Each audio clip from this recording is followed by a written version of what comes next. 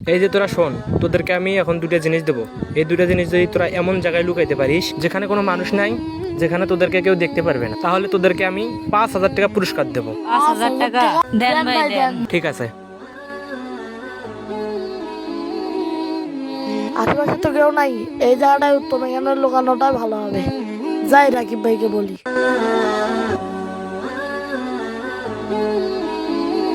কিরে তোরা আসছিস? জি ভাই।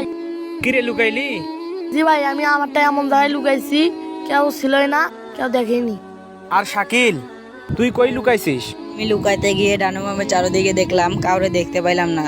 কিন্তু যখন আমি উপরের দিকে তাকাইলাম তখন আমার আল্লাহ দেখতে পাই, তাই আমি লুকাইনি। মিশন দেখছিস? ওকে আমি একটা জিনিস লুকাইতে দিছি, ও আল্লাহর ভয়ে লুকাইতে পারে নাই। এটাই আমাদের বোঝা উচিত যে আমরা গোপনে গুনাহগুলো করতেছি, এগুলো কেউ না দেখুক, আমার আল্লাহ দেখে।